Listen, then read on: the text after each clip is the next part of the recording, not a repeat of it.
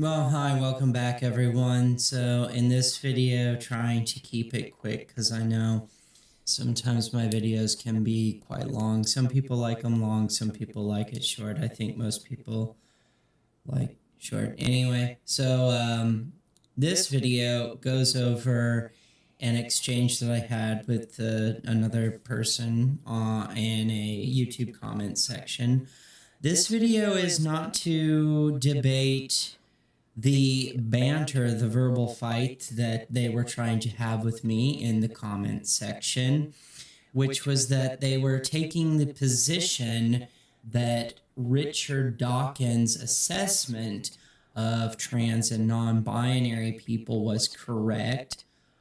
I took the position that it was not, and simply by demonstrating that trans and non-binary people tend to be individuals and that nobody can really ascribe any group of people under one sort of blanket umbrella.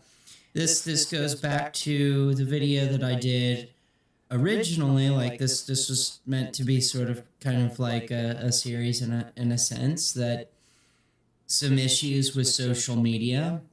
The first video sort of went over gross overgeneralizations and stereotypes that of gay people, and sort of this mainstream pop culture sort of idea that is perpetuated on social media with influencers and consumer sort of economy, like people who live very high lifestyles, but this sort of idea where they say all gay people X. They don't say that, but you know, they would say, I'm an older gay. Of course I found myself in the underwear aisle. Well, that's him. Nobody can speak on behalf of the entire gay community or for all gay men. Everybody is an individual. They all have sort of different experiences, positions, personalities, etc. And this pretty much explains why Richard Dawkins was incorrect, because he's saying that they are that of a cult. Now, is there a pocket group that could fit that definition? Yes, there could, and that's because of social media, actually. But what I want to really get at in this video is this concept of debate. A lot of the times what people are calling debate is not that at all. It's a verbal fight. It's an argument. It's just being verbally combative. This is not what debate is. So I'll just read, try to put as much of this in the description as possible, but essentially this verbal exchange was not a debate in the sense of what a debate is as defined by logic and critical thinking and philosophy. The actuality as to look at what it is being discussed here is that there may be an extreme in where there are people that would fit the narrative that trans and non-binary people are that of a religion, ideology, dogma, or cult. There are also trans and non-binary people that would not fit this description on another extreme, and then everything in between. It's a spectrum. This is an argument I held to the person who claims that Richard Dawkins is correct in calling trans and non-binary people dogmatic, cult-like, a secular religion, or an ideology. My position was, while this may exist, it could not possibly be true, because there are many political and social positions held by trans and non-binary people. The mere fact that not all trans and non-binary people hold the same positions on everything, and that there is a vast spectrum of lifestyles and positions, this shows us that they are in fact not an ideology, but rather they are a group of individuals with varying ideas and personalities. I've said this before, if you get your information on social media, you're getting a very, very, very narrow view. This is not to say there is not a prophylatic identity that is portrayed by mainstream pop culture and more notably social media. The identity, which is sold as a branding on social media, tends to be that of a gross overgeneralization. In this case, those who perpetuate this identity tend to try to speak on behalf of the trans community or the non-binary community. If this is the only representation seen of trans or non-binary people, then one might come to that conclusion, or the conclusion, that to be trans or non-binary, one must fit into a very specific list of prescribed personality traits, positions, and so on. Under that impression, then the idea that to be trans or non-binary would be that of dogma, ideology, religious, or cult-like. The fact of the matter is, as shown in the first video I did on this topic about social media, this does not just occur with trans and non-binary people. This occurs with gay men, the LGBTQ community in general, what it means or how to be a man or male, what it means or how to be female.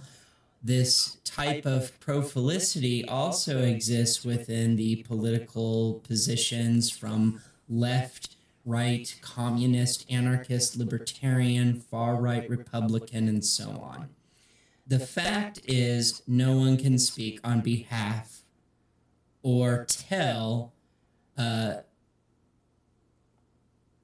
you how or how not to be in any of these categories. What we find most often when observing people is that almost always there is a spectrum when it comes to humans. There is a variety of different types of gay men, men or males, leftists, right-wingers, libertarians, trans people, non-binary people, and so on.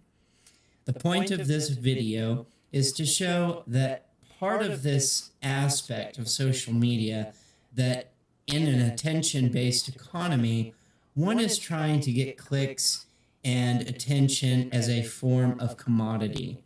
They do this by making a brand, which typically is an identity, such as being a man, being gay, being trans, being a libertarian, being a right-winger, being a leftist, being a woman, and so on. Buying into this brand means that the individual is essentially buying into an identity. This identity is a specific way on how to become or be a man, gay, trans, non-binary, libertarian, leftist, right-wing, a woman, and so on. One of the profile identities that are available is that of intellectualism, and as I have heard it termed, a debate bro. Often the subset of political skepticism and some academic models or even atheism of these identities, the idea of debate comes up frequently. Many people across the internet who participate in what they think is debate is actually not debate at all. It is more or less that of just simply a verbal fight or argument. True debate which is a part of philosophy and logic and critical thinking, comes with a large amount of fallacies. There is a premise and a conclusion that must fit certain criteria of being deductively sound and inductively sound rather than unsound.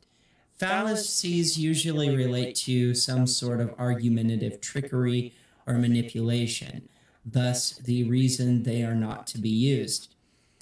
In this, I point out how this so-called debate is not actually that of a debate at all. The person who is challenging my position and taking Richard Dawkins' position tries to say I am wrong because I, quote, use too many characters, end quote, or have had bad sentence structure.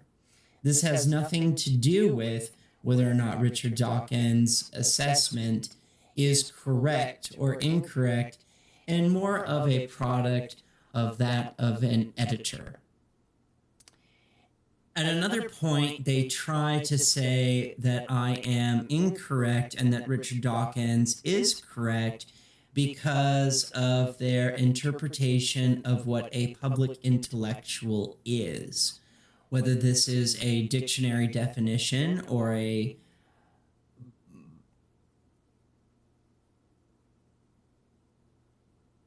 whether this is a dictionary definition of a public intellectual or their own understanding of what a public intellectual is hardly relevant. The fact of the matter is whether Richard Dawkins is a public intellectual or not does not prove that Richard Dawkins' assessment is correct, nor does it prove he is incorrect.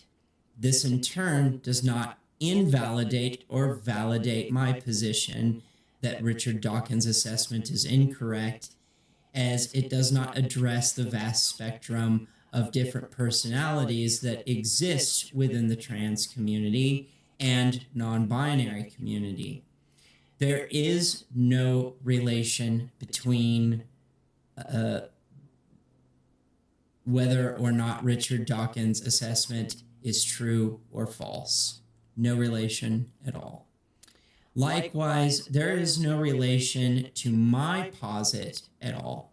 Personally, I agree that Richard Dawkins is a public intellectual, but his position on the trans and non-binary community is easily disproven simply by pointing out the wide amount of variance and personalities within those communities.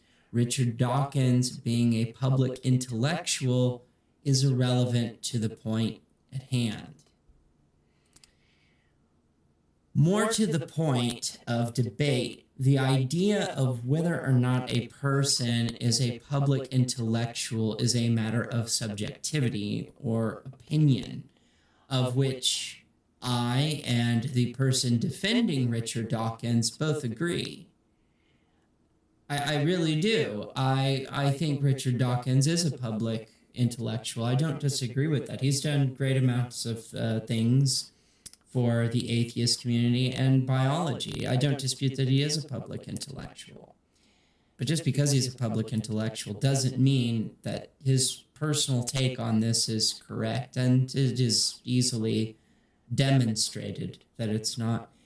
If one were trying to imply that because Richard Dawkins is a public intellectual, therefore he must be correct, well, this is a fallacy known as an appeal to authority, a sort of argumentative trickery or manipulation that posits, well, the king said that gravity doesn't exist, so therefore gravity must not exist, which we know to be a false statement. Another example of this would be, in order to be a man, you must be a jerk. I know this because I am Mr. Red Pill.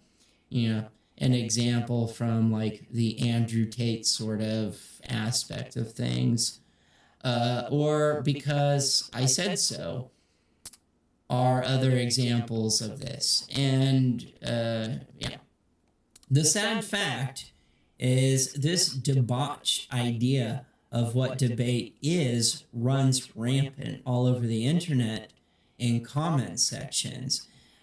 People just wanting to have a verbal fight, thinking they are engaging in a debate when they are not. One of the problems with this is that it is extremely adversarial. It makes it very difficult to have an open, honest conversation with others. It is incredibly demeaning and dehumanizing. It is more meant as a tool to deal out insults and hate under the guise of debate, but it is actually just banter.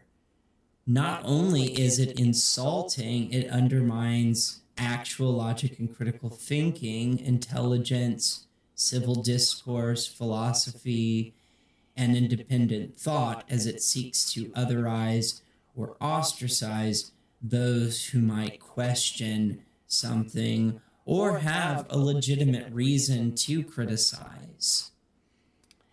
It is very doubtful that if face-to-face in real life, they would actually behave this way. I know when we interact with an avatar, picture, or profile on the internet, it's just that. Remember though, there is a real person behind that profile who feels emotions just as most of us do. And we are, after all, social creatures, and part of being a social creature is the need to feel a sense of acceptance or companionship, compassion, empathy, sympathy. If you ultimately become somebody who feels like the whole world is just against you, you really kind of get to a very dark place.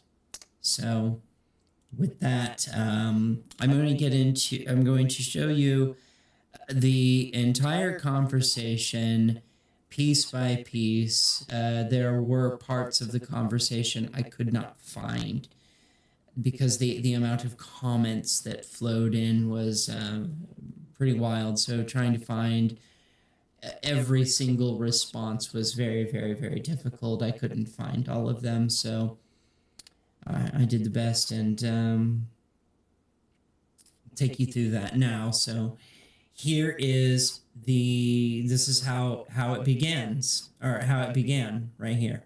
The problems with social media. The issues that occur with quote unquote what is called quote unquote debate.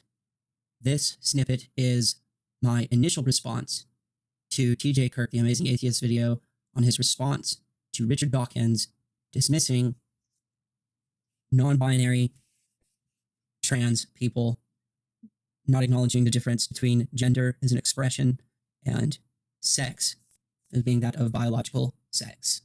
This makes me so sad. Not only is a brilliant biologist, scientist, and atheist, he used to advocate for socialism and in creating an anti-Darwinian society. He used to stand up for the LGBTQ community against bigoted religious people. Now, he's this. So sad. So sad. You are deceptive to paint him as someone suddenly bad because he has a different opinion from the woker jokers. That's because he has a critical intelligence. Maybe you should try to develop one. And yes, he is for social democracy, which is what the woke crowd, with their emphasis only on women, people of color, and LGBTs, as opposed to the poor in general, distract from with their identity egoism and group narcissism. So here is my response to that. There's a lot of different variations on the left. I don't think people have given up fighting general poverty. There's a lot of irons in the fire right now, and it's hard to tackle every issue at the same time. I will admit there are people that tend to be unreasonable, but I'm not sure that's the totality of the left. The people who are like that make that claim, but just because they claim that doesn't make it true. For example, as a homosexual and as a chronic pain patient fighting for LGBTQ rights and the right to opioids to manage pain are personally my biggest concern. Policy regulating against those things has a direct negative impact on my life. So why wouldn't those issues take precedence for me personally Being a chronic pain patient who's become physically disabled, this has caused me to stare into the face of the reality of becoming homeless. Again, this is a very important issue to me as rent rates go up by 46% across the board, causing mass homelessness. This is another very important issue to me where I scream about rent control and renters' rights. This quote unquote woke thing seems to be an internet culture thing that has bled into mainstream. I'm not sure that it should be anyone's primary focus unless they are bored. You made 3 claims. Can you prove any of them? I also hope you don't think Dawkins is homophobic. There's a debate Dawkins had with a creationist at Ken Ham's little museum. The woman he was arguing with asked him at one point what kind of society he would like to have. I don't remember what led to that point, but the subject was brought up. He said he advocates working towards an anti-Darwinian society via socialism. You can still find this debate on YouTube somewhere, I'm sure. It's been a long time. He used to read angry emails from Christians, some of which were condemning homosexuality and trans people. Then he would use biology to tear apart their ridiculous beliefs and then degrade them for being homophobic and transphobic. This was a little segment on YouTube he used to run called Dawkins Reads Angry Emails, or something like that. My little brother and I used to watch them together and get some good laughs from them. I could be wrong on exactly what this little segment was called because, again, this was a little over 10 years ago that I watched them. Some of them may still be up on YouTube today, but I'm not sure. I haven't seen them in a long time. Now, he's claiming that, quote-unquote, wokeism is some sort of secular religion. Seems to be the only people perpetuating this quote-unquote woke narrative are conservatives. Whatever quote-unquote woke is not being clearly defined and is, for the most part, a gross overgeneralization or simplification of the left in general. Many things are classified as quote-unquote wokeism by conservatives, but this includes trans-inclusive ideas. He's conflating sex and gender as the same, which we've expressly differentiated by definition. Sex is biological and gender is an expression of masculinity and femininity as perceived by socially created ideas as to what that is, thus making what we perceive as quote-unquote masculine or quote-unquote feminine to be a social construct. So, Dawkins has gone from quote-unquote don't be a transphobe to talking as though the push for trans rights to some sort of ideological secularist religion conservatives dub as some subcategory of what they call quote-unquote wokeism. Many of the assertions they claim to be that of quote-unquote wokeism tend to be misrepresented movements and aspects of social reform and awareness of rights to certain marginalized groups of people. This is found predominantly on the left, where socialism is advocated for in various ways, but not limited to. We do not have the time and character space to discuss the misrepresentation that whatever quote-unquote wokeism is in the comment section of a YouTube video.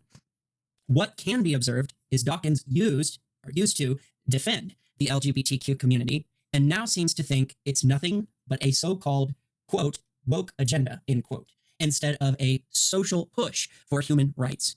Much of the conservatives' talking points making the argument of so-called, quote-unquote, wokeism are extremely manipulative and could be described as propaganda, given that it could be that he's fallen for these manipulative tactics, as many have. If that is the case, he may not even realize he's speaking out against what he's previously supported. It's hard to say without actually having a conversation with Dawkins himself. Richard Dawkins used to be a critical thinker who criticized fully thinking and defended reason. Now he is, checks notes, a critical thinker who criticizes fully thinking and defends reason. What makes you think he has changed? Because he seems to not understand what he's talking about in the video clip featured here. I'm not going to unpack all of that either because it would be a book, and I've got shit to do. So you have the same criticism of Dr. Dawkins in this context as the religious people did in the context of the God delusion. Perhaps you have a point. Dawkins doesn't understand quote-unquote wokeness in the same sense in which he doesn't understand theology. Neither has much to do with reality. To grapple with either subject successfully is something like trying to get a firm grip on a cloud. It seems that nothing has changed. He did a lot of looking into theology and through debate tried to persuade people towards the idea of embracing atheism. He is a very accomplished biologist, but has not really kept up with current social trends, and that's clear based on his comments. I respect him for what he has done for atheism and what he has done for biology, and has said many inspirational things in his lifetime. I do not dispute that. When it comes to the quote-unquote culture war, or quote-unquote SJWs, the whole trans rights or lack thereof explosion, these subjects are not simple either-or subjects. They are complicated with many variations. To put these into a binary either-or context is indicative of someone who does not know or has not really looked into it very deeply. The either-or stance just tends to be a blanket statement for the left, quote-unquote, pro-rights, and the right-wing, quote-unquote, anti-rights. And this is said in many ways. When someone compares a political position to a religious position or dogmatic, there is an element of truth to that. But it is not representative of the whole situation and a variety of nuances. There is a cult-like behavior in politics, and if one wants to attack that, there's plenty of that, but not just on the left. It is most definitely on the right as well. Are you seeing how this very quickly will turn into a complete conversation or a wall of text in the comment section of a YouTube video? On topic with the trans topic, which, as I recall, and I have since watched many videos, so I don't remember what I saw specifically to cause me to respond the way I did. As I recall, he made it sound like trans rights has become dogmatic, which is a gross overgeneralization, which is a fallacy. And I expect Richard Dawkins to know that. What he said was basically nothing more than regurgitating talking points meant to misrepresent the trans rights movement perpetuated predominantly by the right wing. The fact of the matter is that it's not monolithic at all. If it were, then we would need to be able to explain the wide array of various positions that exist within the trans and non-binary community itself. The vast differences between Blair White to Riley Dennis, contrapoints to Caitlyn Jenner, and all the other variations that lay in between them, which is a lot.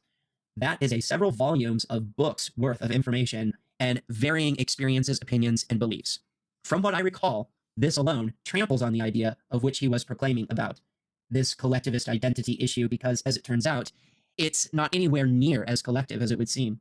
Are there trans and non-binary people that believe in sweeping biological sex under the carpet? Yes, but there's also those that don't, and do ascribe it as nothing more than gender identity that has nothing to do with biological sex at all, but how one presents themselves within the society.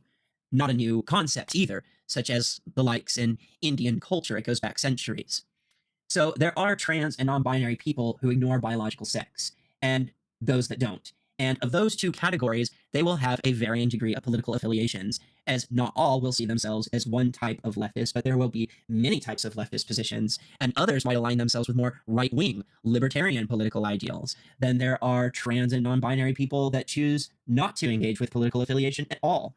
To some, it is nothing more than a social trend. To others, it is a lifestyle.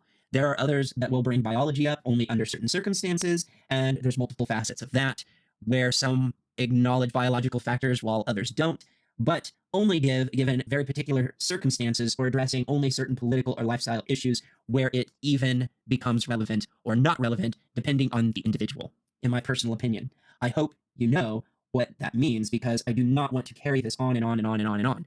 Richard Dawkins' day as a public thinker is over. He is very old, and from things I have heard him say in recent years suggest he does not want to do this anymore. It is my understanding he has suffered a stroke as well a while back and is not as healthy as he once was. Your opinion is that he still is a public intellectual, and I am not going to attempt to debate someone's opinion, as an opinion is like a taste.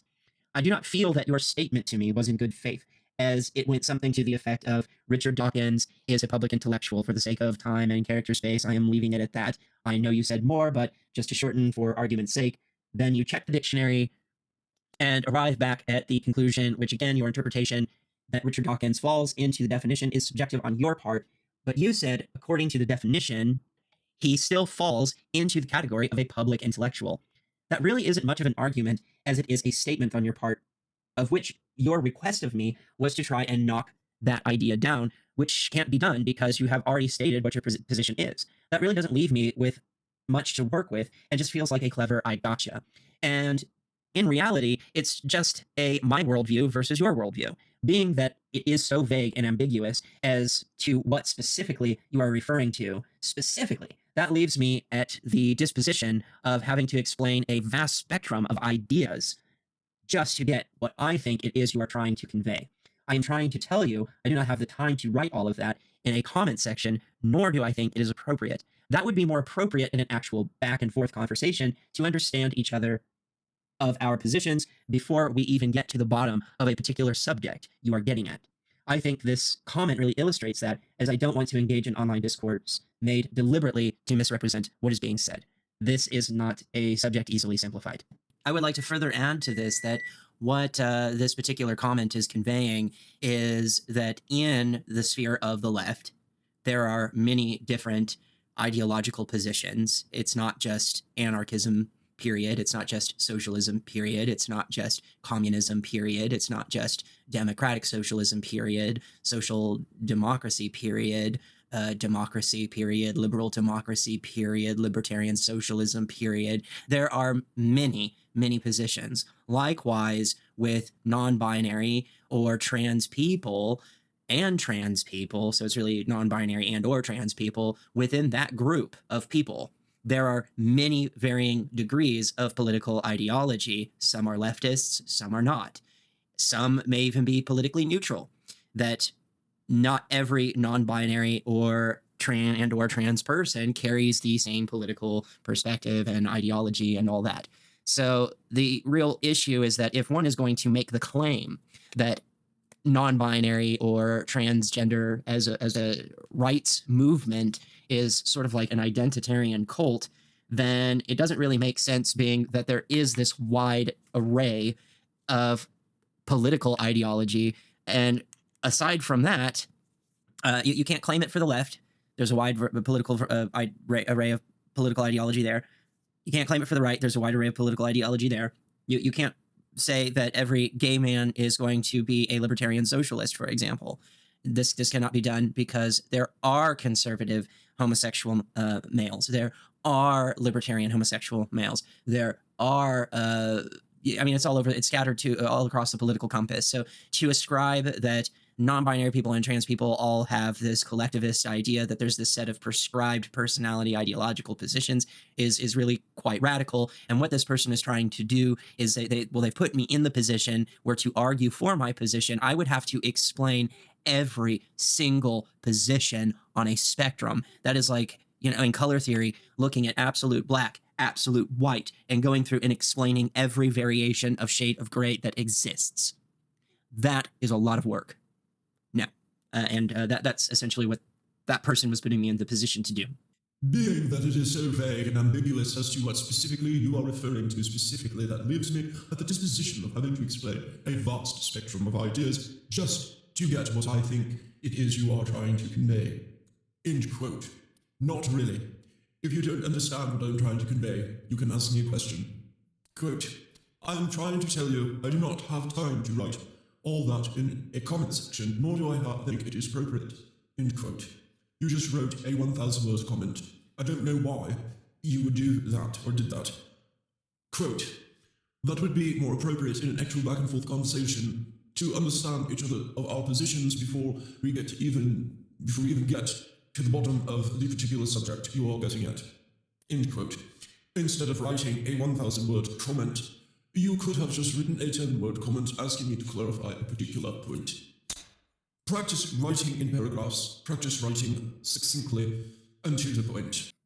The reason why I do not have paragraphs or want to carry on a conversation of this magnitude is because I have a lot of nerve damage and texting is very painful.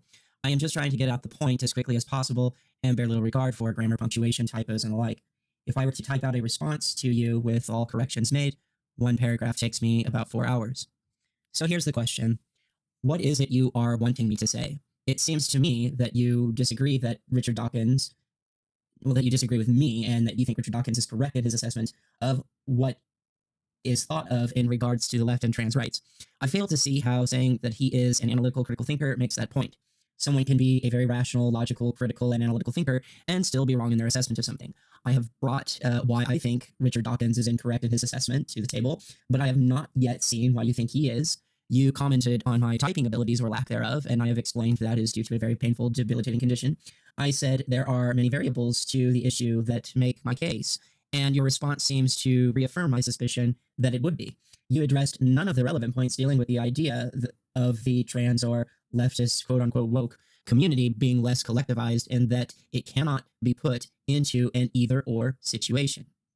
Can you tell me why you think Richard Dawkins' assessment is correct, given that I've provided sufficient counterpoints showing that the left and the trans community have a variety of different political and social positions? Another one of my suspicions is that you are redirecting the argument, whether deliberate or not, and possibly not the case at all. I'm not sure, but it seems this way.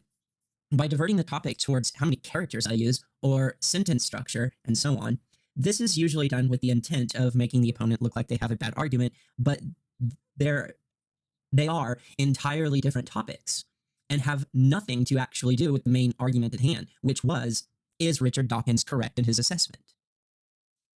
So yeah, my characters, my sentence structure has nothing to do with whether or not Richard Dawkins is correct in his assessment. Him being a critical thinker and smart and all that has nothing to do if he is correct in his assessment either. I don't remember exactly what you said, and there have been many comments left here. I can't even find your original response. You gave me, and just to keep it simple, a descriptor of a public intellectual, then read a dictionary definition of a public intellectual that matched. This doesn't really tell me anything, though, and it doesn't prove any point to the original topic either. What exactly does that have to do with whether his assessment is correct or not? Unless you are making an appeal to authority, which is a fallacy. If you choose to accept what he says at face value on an appeal to authority, that is your choice to do so. Based off my understanding, lived experiences, studies, I have read observational discourse, I do not think his assessment is correct. Based off of what I know his assessment is a gross overgeneralization and a gross oversimplification on a pretty massive scale. I am not sure that outside of the internet and slang, this wokeism word is even clearly defined and seems to change what that is or isn't based on the person using the term. What's even more curious to me is that Richard Dawkins in the past has been an ally to the LGBT and even Q people. Even though Q was not regularly used at that time of his heyday, the word queer or the letter Q may not have been used, but defended such people that would fall into that category today as an ally of them back then. It seems really strange that he would not know enough to know that a separation between gender, one's expression, and sex, biological, has been made. I find it very odd he does not know this or does not bring it up. It is very possible he does not know this because many of the people he talks to these days deliberately misinterpret trans and non-binary people in such a way, which is dishonest, and I wonder if that is where he got it from. He also used to be a very strong ally of socialism and promoted it, and in his words, to move ever closer to an anti-Darwinian society and where even those at the bottom of society can live long, productive, quality lives. For citation of this, you can look up his debate with creationists at the Creationist Museum on Socialism, or where he argues for socialism, as it is still up on YouTube. I thought I brought this up in my initial response to you, or at least the second one, but as I pointed out before, I will make the point again. Are there trans and non-binary people who want to throw biology or biological sex out the window? Yes, there are.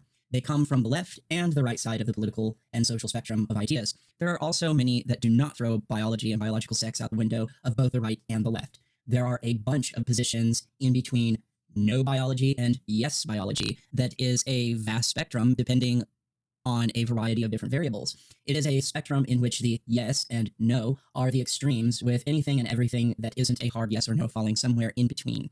And I tried to explain that spectrum, which was probably a mistake on my part. Another example of where this occurs in philosophy is metaethics, the metaethics spectrum, where on one end you have moral nihilism and the other end is absolute moral objectivism. Between these two extremes is a vast spectrum of different positions on how people perceive morals and ethics, on which they are man-made with purpose, naturally occurring, and so on.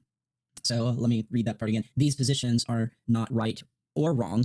They are neutral, but most people believe that where they fit on that spectrum usually tend to think their position is absolute. For example, you cannot convince a moral nihilist that moral objectivity is the one and true or only way in which to perceive morality and ethics. This applies in reverse. So to go back, between these two extremes is a vast spectrum of different positions on how people perceive morals and ethics, on whether they are man-made but with purpose, naturally occurring, and so on.